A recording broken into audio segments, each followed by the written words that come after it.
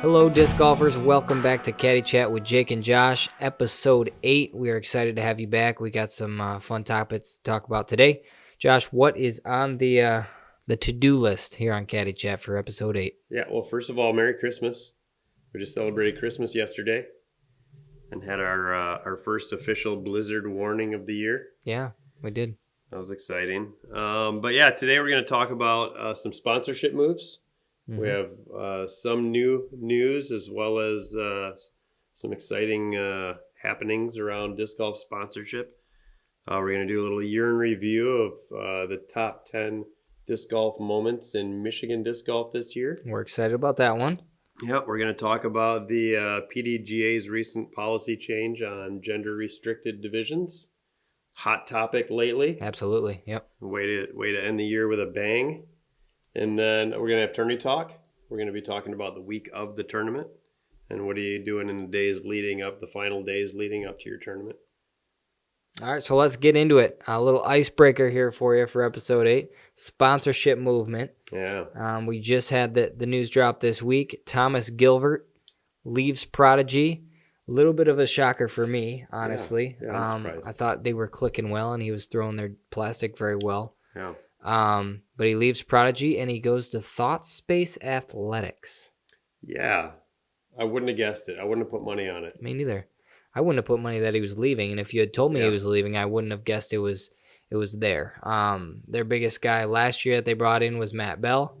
After he left DGA kind of transitioned, brought Andrew Marweed on.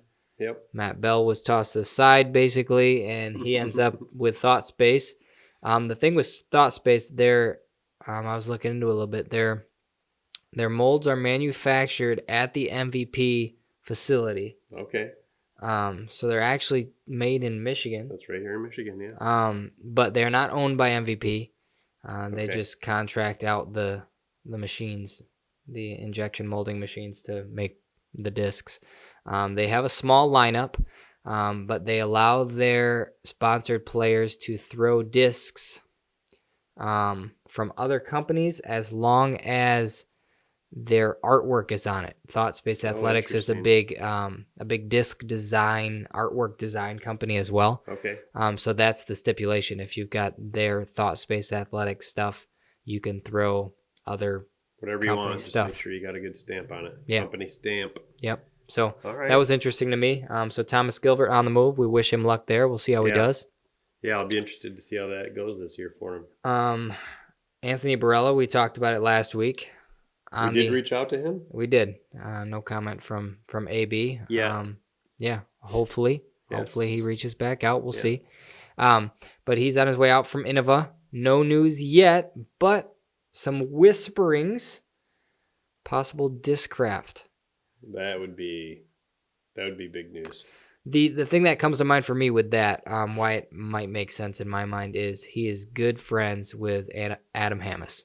Okay. Yeah. And if you want an inside source on the elite team who can kind of tell you how Discraft does business, how they treat their players, that's your guy. Yeah. So, and probably a couple of guys as a sponsor you'd like to have on the road together. Yeah, absolutely. It just makes sense. So, I really, if you had asked me last week, and you may have, I wouldn't have said Discraft, but it does make sense the more you think about it. Yeah, I can see that one fitting. And that's kind of one of what's being called a little bit of an exodus from Innova. Yes. There's a few other players leaving Innova that we don't know where they're going yet. Ficus is one of them. Lisa Ficus, yep. Yep. Who else did you have? AJ and Deanne Carey are both leaving Innova. Yep. From what I hear. And then Oliva. Maria Oliva. Oliva. Yeah. We're going to bring Maria on the show, and we're going to have a heart-to-heart with Josh because he can't say her name. If you remember back to episode, what, 1 or 2? Yeah. It was Olivia. Now it's Oliva. I apologize on behalf of Josh. About olives, I guess. Yeah, maybe. All right, but anyway, but she's leaving too. AJ, Deanne, Maria, Lisa, they're AB, all Innova, all gone, all seeking new sponsors. It's interesting. Yeah, it is. I'm interested to see if Innova has some grand plan of new crop of sponsors. We'll see. I mean, the whole adage since they let Macbeth go and then a few years later let Wysocki go was, they're kind of just overconfident. But at the end of the day, they have the deals with these big box stores. You walk through Meijer here in West Michigan, there's only Innova on the shelf. You go to Dick's, there's Innova on the shelf. So they do have a monopoly in that situation, and that sells plastic more than, I guess so. More than the sponsored pros would be my and they thought. Have the Destroyer, so yeah, that's true. All right, year in review. We're gonna do a top 10 list to conclude 2022 here. What we did was we combed through and we took a lot of notes on the entire state of Michigan. Yeah, and it was a lot of work. Yeah, we broke down the best moments from this year in the entire state, and we're excited to bring them to you. So, number 10, what do we got?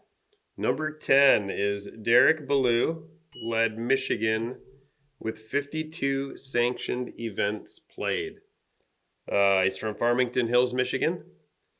He's an amateur. He's married. His wife, Karen, was third with 38 events. So they're serious about their disc golf. They're weekend warriors. Yeah, they are. 52 and 38. And the interesting thing is a lot of those high numbers you see are MPO or FPO players. Just trying to, bang out a few bucks on the weekend throughout the year. Just racking up the events. Not the case with these guys. Just out of curiosity, how many did Wisely have? I did not look. Because that man's an animal, too. He was not at 52, I can tell you that. Okay. He was not at 50. He was not in the top 3. Not in the top 3. But I actually played with Derek this year at one point. I can't remember what tournament, so I apologize for that, Derek. But it may have been at AM States. But, yeah, good player. Pounding out events left and right this year, so impressive. 52 is a lot. It is. I want no part of playing 52, so respect to that. And go get him next year. See if you can get 53. Yeah. Mike had 38 also to tie for third. His wife Karen. Yeah. Nice. All right. Number 9 on the top 10 list of Michigan disc golf moments from 2022. Kevin Fodrey came up from Fort Wayne, Indiana, played in the Cracked Plastic Classic last February. Early February is when that tournament is. He played AM1. It was at Spring Valley Park in Kalamazoo, and the man rattled off an average of 1,005. Yeah. And you might be saying, oh, yeah, well, that's a solid round for an AM1 player who played well. Yeah, but he was playing in snow. Yeah. Snowstorm, less than ideal conditions. That's impressive. 40 points above his rating. Yeah, that's impressive. Yeah. So Indeed. Mad respect to Kevin for that one. He's used that as a springboard, went to MPO a couple weeks later. Yeah. Battled on the MPO circuit in the area for the rest of the season and ended up this past September finally cashing and officially turning professional. So yeah, and got third place at the Delaware County Open. Yep. Yeah, so congrats to Kevin for that. Yeah, well done. But yeah, his opening season tournament in 2022 was Cracked Plastic Classic, and he killed it. Yeah. So respect there. What's number 8 on the list, Josh? Always good to start your season in Michigan. Number 8 is our hometown friend Nick Gill. He had an incredible year. He's from Grand Rapids, Michigan, of course, related to our friend Joe Gill over at Bluegill Disc Golf. He was 992 rated in February and got to 1010 rated by July, so halfway through the year. He played 38 events as well, and including third in Michigan States, was it? Yeah. And then, let's see, he had 4 A-tier top 10s, 21 podium finishes, 14 wins, $11,000 cash. He had a great year. Yeah, the 14 wins sticks out to me. I mean, you look at any of the guys on tour, yeah, they're playing against the best of the best, but even when they play their local A tiers and B tiers when they go back home, it's a tough ask to ask them to win 14 events. And that's out of 38. That's more than 40% of the events that he played. It's an impressive number. And then really when is. he didn't win, I mean, he was on the podium basically the rest of the time. 21 podium finishes out of 38 events. That's crazy.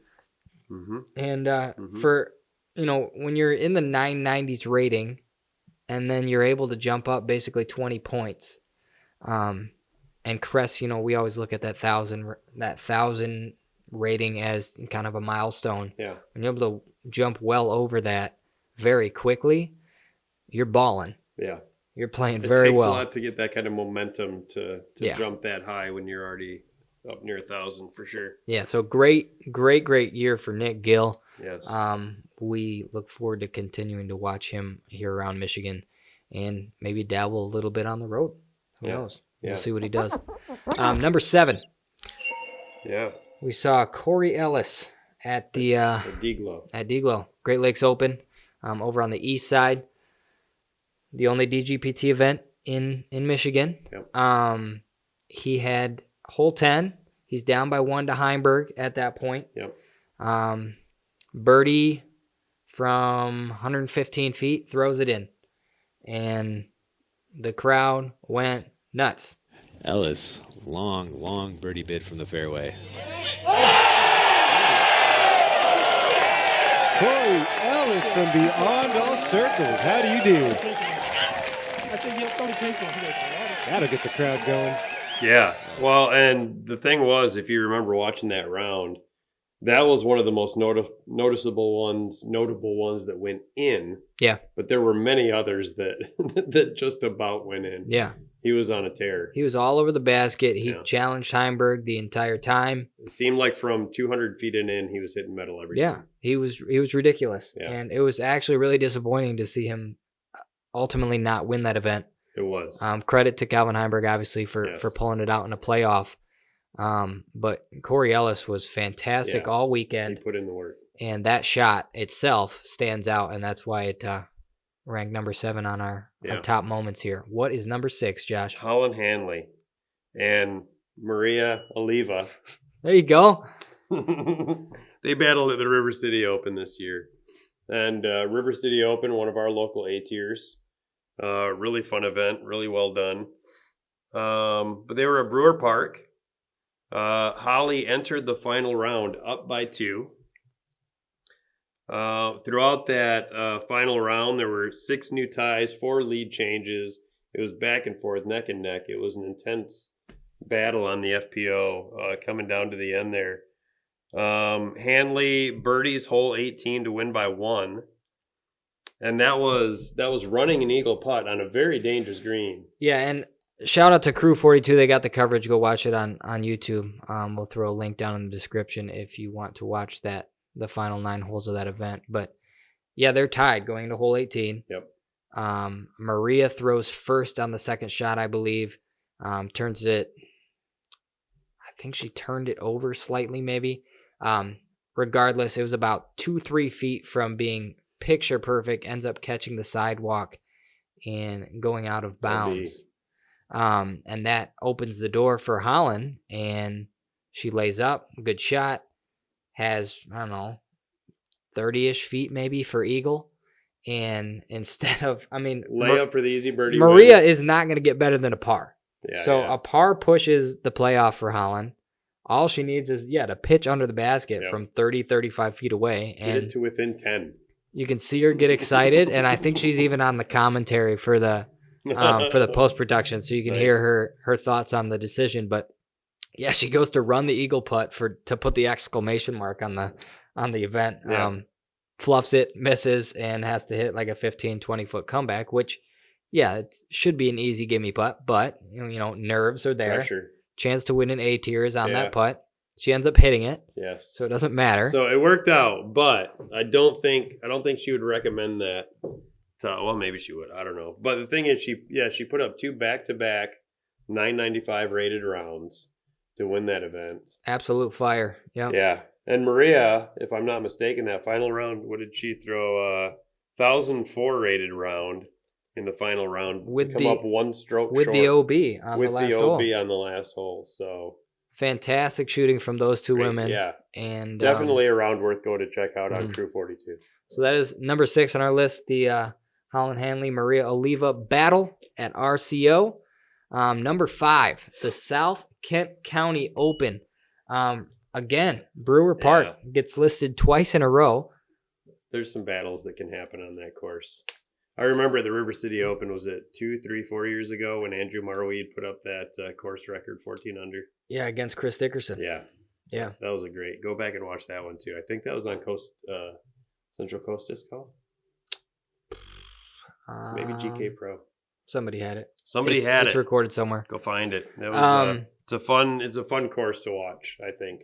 Yeah, for sure. And so at the South Kent County Open, there was a battle as well. A battle as well. This was MPO.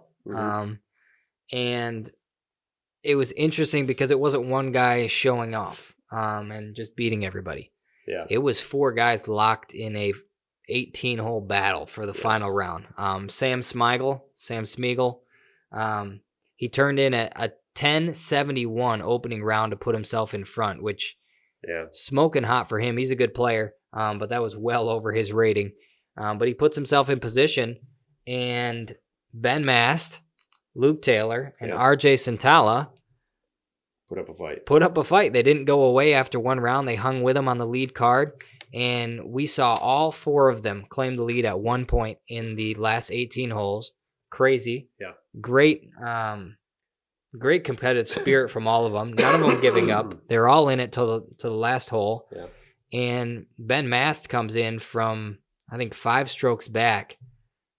Birdies holes 7 through 17. Gets them all. Yeah. Puts himself in position to force a playoff with Sam, and ultimately wins in the playoff. So great action. Was not caught on film, unfortunately. That would have been one to watch the entire round and enjoy the entire round. Yeah.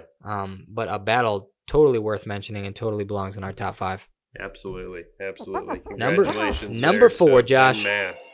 Number 4 was the Amateur Disc Golf Championship, the 4-hole playoff that we had over there at Toboggan this year. That was between Ilkin Groh and Paul Kranz and Zach Tessone. They were all pulling away from the field in that final round. The playoff actually, they were all 3 in the playoff, right? Zach did not make the playoff. He came up 1 hole short, but the 3 of them torched everyone the final round and really established their dominance on the Toboggan course. Okay. But it was Paul Kranz and Ilkin Groh that and it was Groh that hit that huge circle 2 putt on hole 18 to force that playoff with Kranz.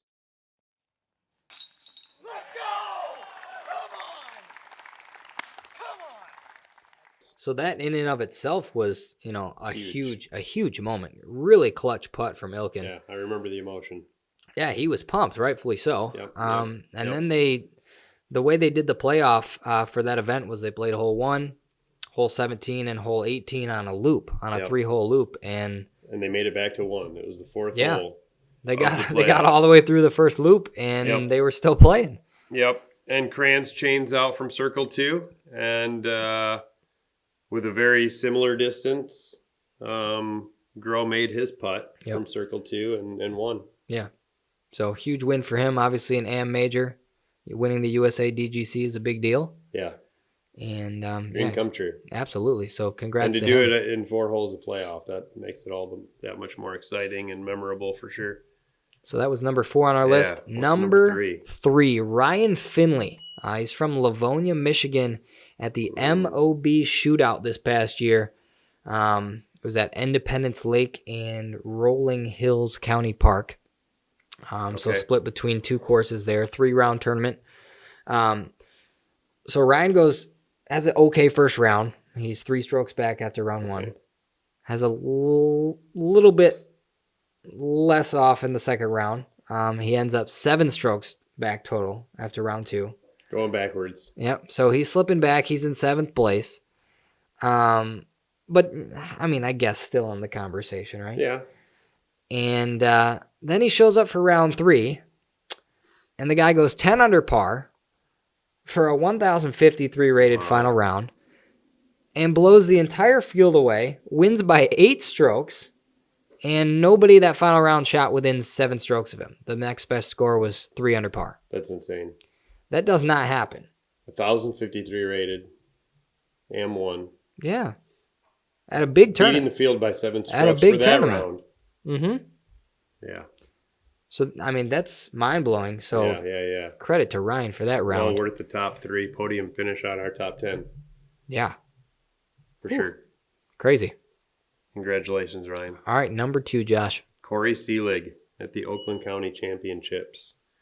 He's from Farmington Hills, Michigan, which again is over on that east side of the state, in the Detroit, Livonia, Farmington Hills area. So, home-ish for the Oakland County Championships for him. I'm Yeah, sure makes he's sense. played the Yep. Kensington courses plenty of times. Probably. Maybe grew up there for sure. But his round 1 was 1,096 rated. Wow. That Yeah. is wicked hot. One more stroke, man. He'd have broke that 1,100. That is wicked ceiling. hot. That's incredibly hot. He only missed 3 holes at the Black Locust Blue Tees. Okay, and that's the shorter version of the 2. Okay. There's, I believe it's green and blue. over Still there. incredible. Still 15 ridiculous. out of 18. Still ridiculous. Birdies. Yep. There was a 2-stroke swing on hole 17, which was huge. That was on round 3. That was a toboggan. And that sent him into the playoff with Luke Taylor. And Luke Taylor, we talked about him a couple of times now in the course of the podcast. He's one of those guys I've got my eye on for 23. Yeah, for sure. He's an up-and-coming rising star. We saw him on a lot of coverage this year. And with that 2-stroke swing on hole 17, Corey went into a playoff with Luke. He lost to Luke Taylor in that event, but averaged 1,037 rated golf, which is 48 points above his rating. He played out of it. He played out of his mind. But that So again, yeah, he's 990 rated and had a 1,096 rated round. 100 points above your rating. 1096. 1096. That is ridiculous. Do you know what the highest round ever recorded is? I think there've been a couple of 11s, if I remember correctly. So it's got to be up But there, not one of many. the top 5 or 10 rounds ever. That is crazy. Yeah, it really That is a crazy number. Yeah. Good job, Corey. Yeah, well done, Corey. So we just talked about Luke Taylor, number 1 on the top 10 Michigan moments from 2022. Luke Taylor. The one and only. Absolutely. Angry Beaver. Angry Squirrel. Angry Squirrel. Same thing. It's a rodent, Well, right? I mean, yeah. Big, Angry Beaver must be over in Washington. 2 big front teeth. Probably. Yeah. Is that the Beaver State Fling? Beaver State Fling. Yeah, they Angry probably have an Beaver. Angry Beaver somewhere in that state. Angry Beaver Fling. They can't all be happy. We Yeah. have Angry Squirrels. Angry Squirrels here in Michigan. So Luke Taylor at the Angry Squirrel Open last April at Victory Park in Albion, Michigan. We said 1096 was hot. 1087 is not much less hot. No, it's not. It's also Barely ridiculous. a stroke less hot. He went off 1087 opening round, or no, second round, right? It was second round. At Victory Park, which that was to overcome a 2-stroke deficit to Andrew Marweed. yeah. So Marweed had the lead after round 1. It was it was a 2-man battle. 2 great players battling it out on a very nice course. If you ever get the chance to go out to Victory Park in Albion, definitely recommend it. But even a top tour caliber player like Andrew Marweed, it's going to be hard for him to compete, even with a 2-stroke lead, with a 1087. Yeah. And he averaged 1062 Yeah, rated 1062 golf for the event. for the whole event. Yeah. That is hard to compete with. So credit to you, Luke Taylor. Yeah. He used that as a springboard, dabbled on tour after that, went all the way to Minnesota for the Preserve and finished 11th there. Really respectable. He had some great finishes this year. And like you said, we look forward to watching him in 2023 for sure. Way to go, Luke. Still in high school. Congratulations. Still growing. Yeah. Good luck, Luke. We look forward to watching you work. Yeah. All right. So that's our year in review. Yeah, that wraps up our top 10 list. Yeah. Here in Michigan, we're happy to give our home state some love and our home people some love, but also shout out some very well-deserved moments. Yeah, they deserved it as well. All right, next up, PDJ. They're making some making some changes, making some reviews, some They are. rulings. Yeah. What'd they do now, Josh? So yeah, you may remember last year they had a vote within the PDGA that they were going to look into the science of the transgender division policy that they had in place. And so they spent the last 8 to 9 months reviewing that information and came to a decision.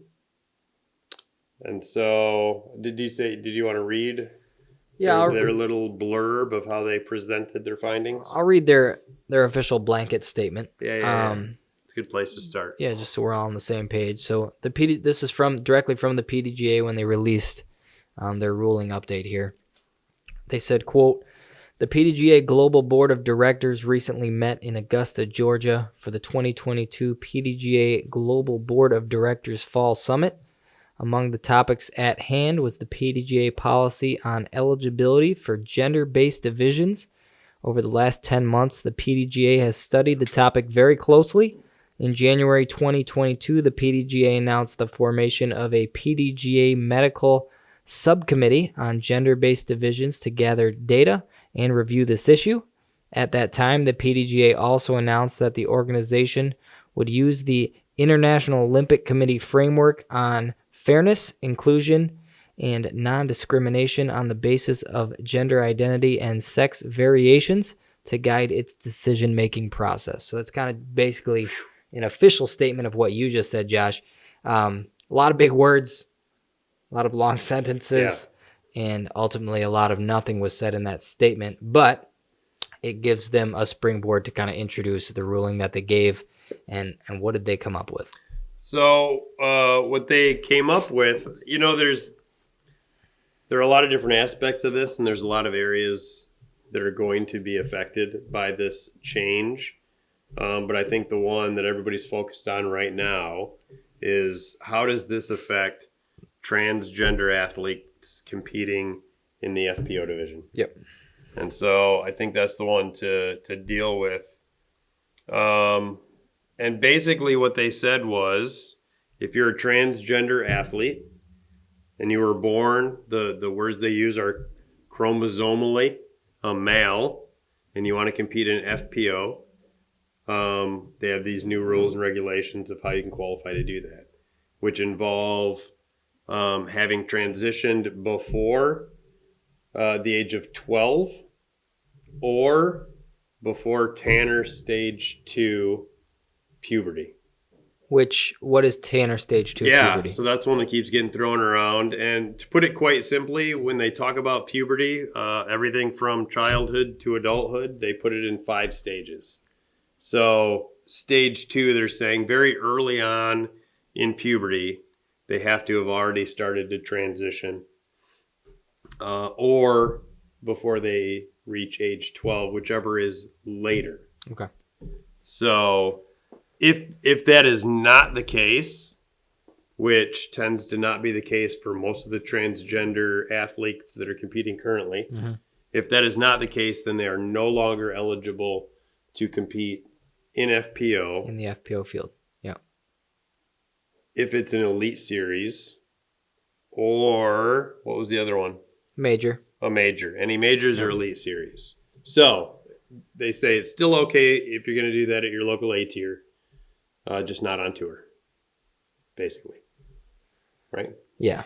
So that's an interesting point that we'll touch on here in a second. Yeah. But that's basically the big picture. That's what they came to. And the big thing that I want to highlight, they sent out that the survey, which we have our own thoughts on the survey. Everybody remembers the survey. Several months back, and yeah, it wasn't real well received by anyone on either side of the argument or not involved in the argument. Yeah. Correct. But regardless, survey set aside, the survey results show real numbers. And the survey said? The survey says 80% of current DGPT FPO players were in agreement with this new PDGA ruling. Okay. which I think is important to note. It is 4 out of 5 women that they're competing against say no thank you. Yeah. So take that for what it's worth. You can agree with it or not, but that's what the survey results said. I mean, you can call them liars if you want, but they were the ones that filled out the survey anonymously, so Yeah. I don't really see a whole lot of motivation to lie there.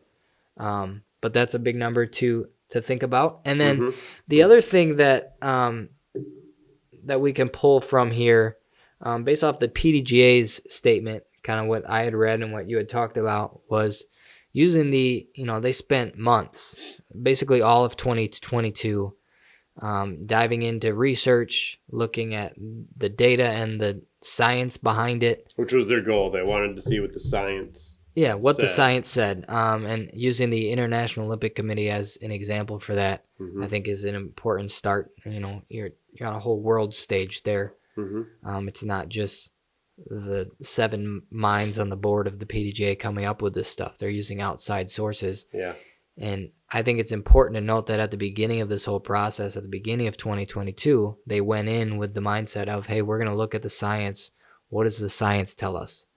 And to me, science is science, but most of the time it's factually backed up, and there's a basis to what the science says. So the reason I bring that up is because the board voted 4-3 in favor of this rule change. And this rule change was based on the science that they had previously voted to look into and stand behind. To use, yeah. So it's interesting to me that so 3 of them decided at the end they didn't want to stand behind the science. Interesting. I think we'll reserve our opinions on that, but I think that's important to note, that even after the science came out, they still weren't on the same page. Yeah, that's interesting. The other thing is what you had touched on. This ruling goes into effect for PDGA majors, and the DGPT came in and adopted the same thing for Elite Series events, which is one of the reasons why we wanted to take kind of 2 weeks ourselves here on Caddy Chat to step back, let the dominoes fall, and then we can kind of present all the information to you guys. But that standard is different than the lower tiers. Yeah. So if there is a trans athlete trying to compete on tour, that is no longer going to be allowed in 2023. But if that same athlete wants to come play at a Leprechaun Hollows event, C tier, yep, there's different standards. Or even a local A tier. Yeah.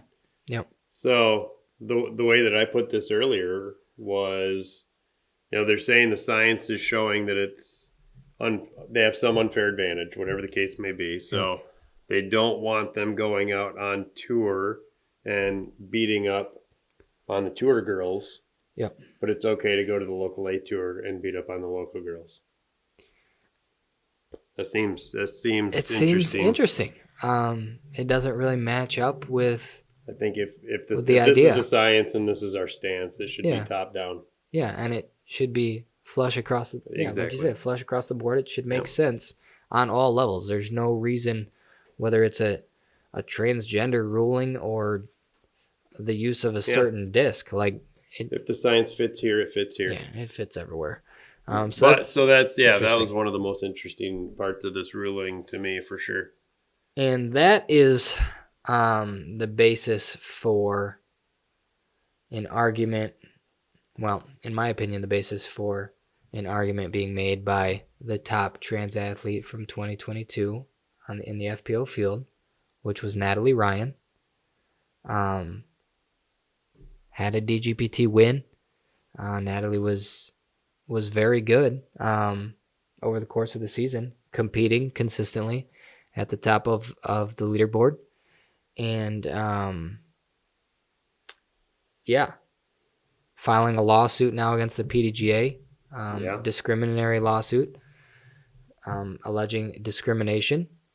And though there's been precedent set, in the sport of swimming, and the International Olympic Committee was not directly involved in this ruling by the PDGA, but their studies and research was used. So I don't think there's a whole lot of chance for Natalie Ryan to win the lawsuit, or even for a court to admit it. Just based on the previous rulings that have been put in place. But at the same time, if I'm going to take a step back and look at what the PDGA has laid out for us, Natalie Ryan has a point if that's the route the lawsuit takes.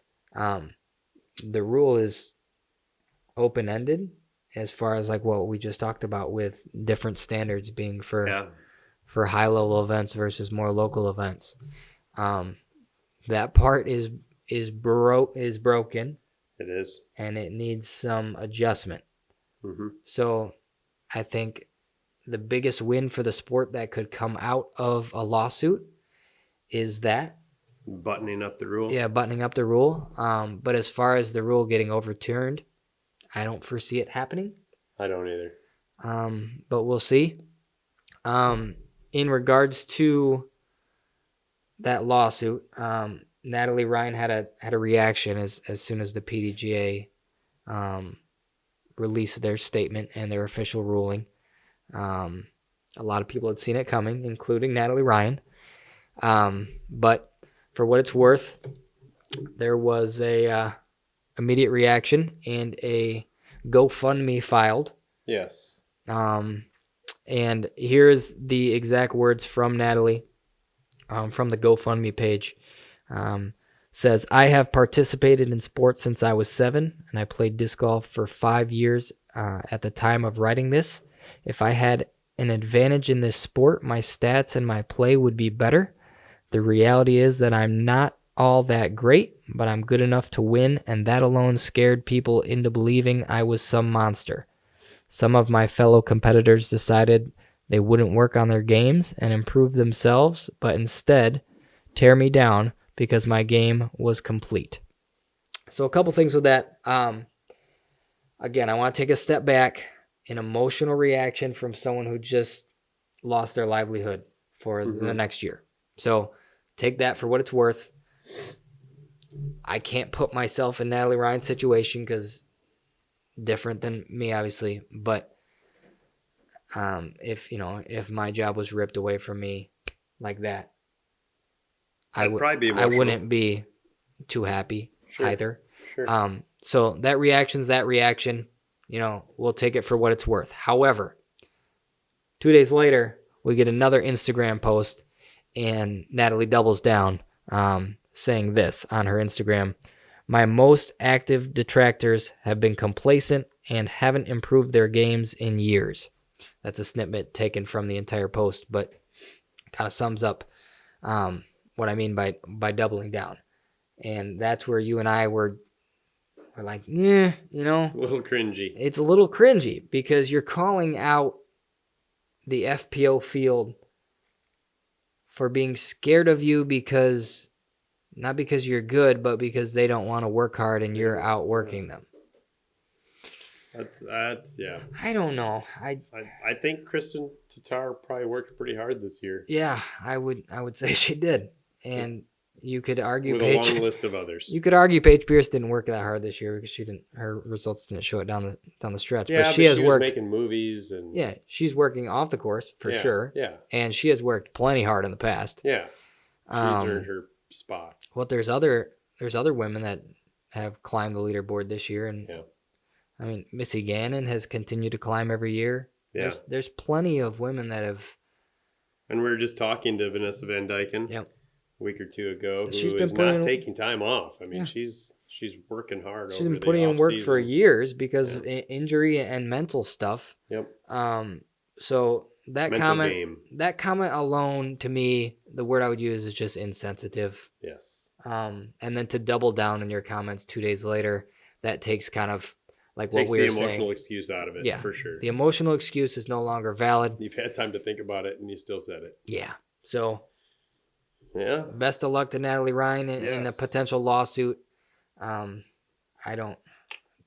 can't stand behind the comments about her competitors. I think that's a cheap shot and not okay. So, That is that.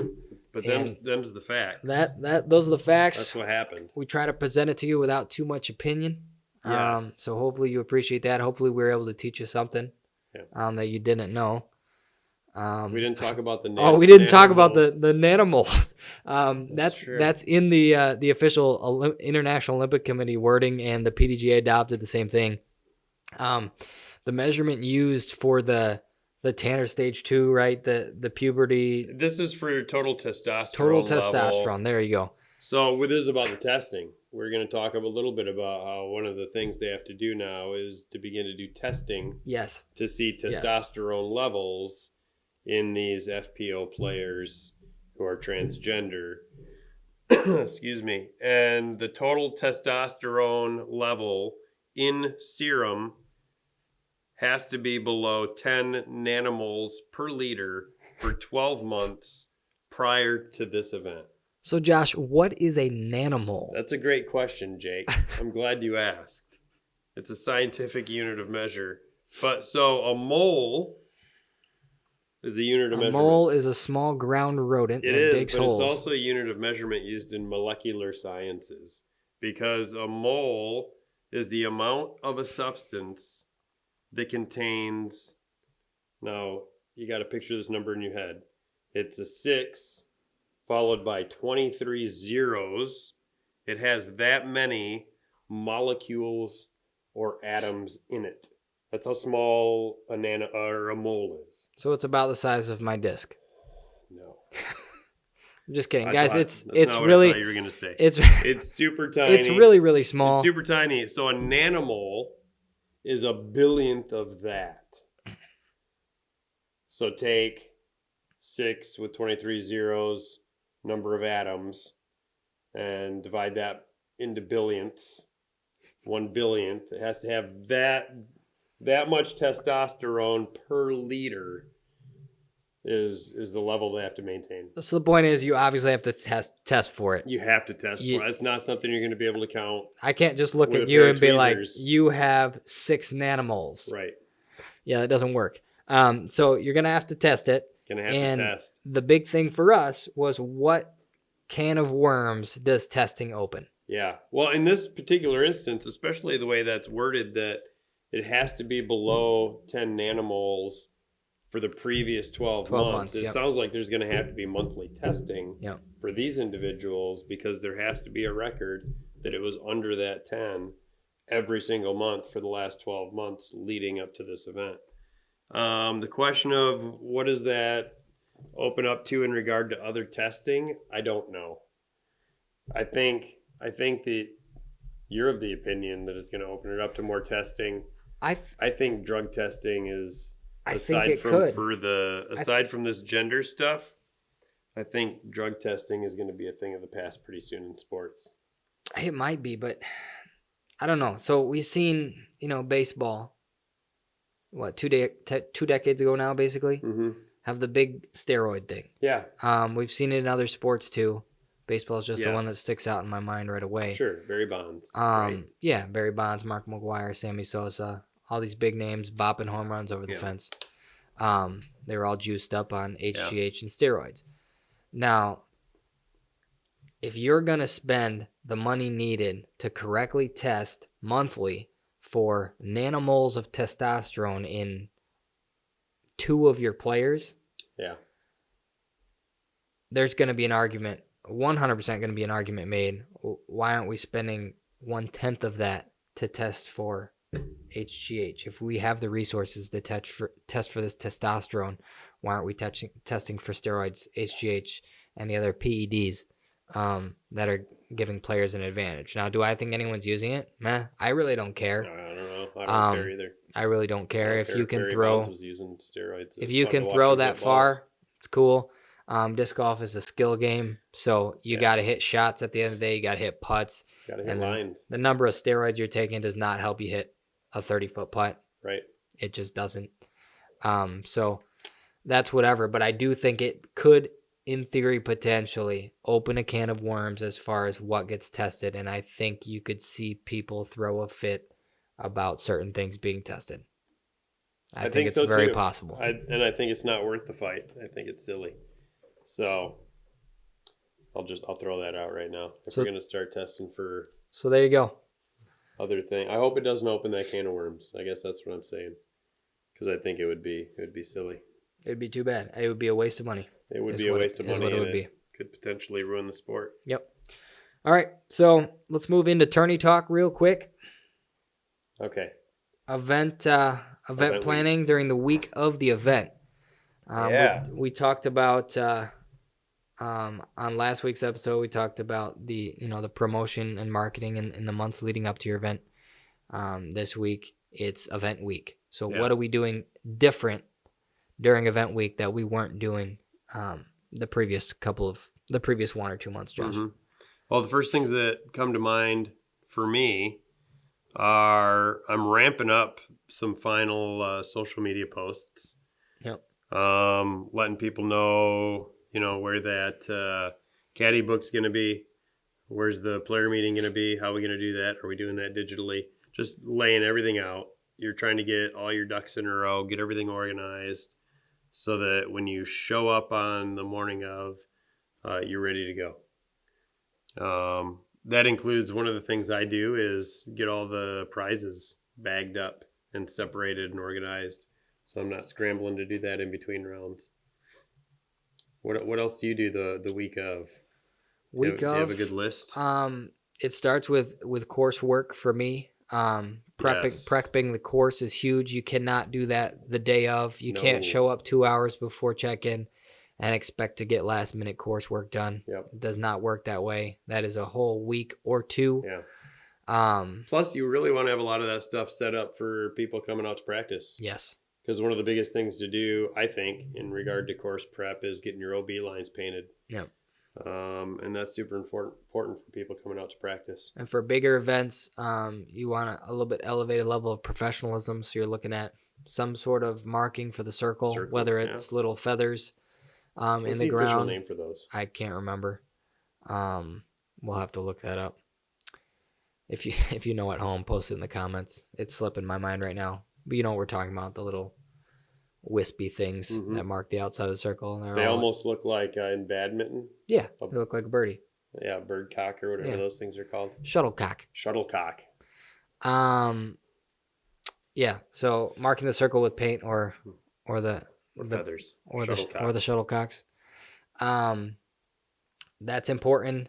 Yes. Trimming loose limbs, trees, just making the course look good. Making sure trashes are emptied. Yeah, just the little things, but making the course look good and having the course ready to go is number one for me. Yes. You mentioned it, the player meeting. What's that going to look like? Is it going to be digital? Because if it is going to be digital, that needs to be sent out a couple days before the event. Yeah. Same thing with the Caddy book. Everybody, especially again, higher profile event, bigger deal. They need to know a couple days in advance so that when they go practice, they know what the specifications are. Yeah. We talked about our tip of the month this month in December was carry a Caddy book. Yeah. That's part of it. This is when it gets sent out. You got to have your players on the same page as far as where OB is in this little weird area and stuff like that, so that if there is a stipulation that needs to be made, you can point right back to the Caddy book. And say, yeah, that's where it is. Yep. You missed it. And I told you via the Caddy book. Beyond that, it's just a matter of hyping up your event as much as you can and getting people excited to be there. And then the final thing for me is this is kind of when I start watching the weather. Other parts of the country, the weather's a little bit more predictable, but the stereotype is still always the same with the weather people, right? You can't trust them. That's right. But at the same time, you're 4, 5, 6 days before your event. If you're thinking you might need a tent for extra cover, if you're thinking, I might need a couple extra cases of water because it's going to be blistering. Yes, no, that is a great point too. Making sure your players are taken care of and your setup is taken care of. Are you going to need an indoor option? Are you going to need extra water for the players? Is it going to be super cold? Are you going to need hand warmers for the players? Stuff like that. That's when we start watching the weather, is that week of. But yeah, get your ducks in a row. That is event week for tournament prep. Great. Anything to add? No, I don't think so. That's it. Promote it. Get organized. Clean up the park. Yeah. Get ready.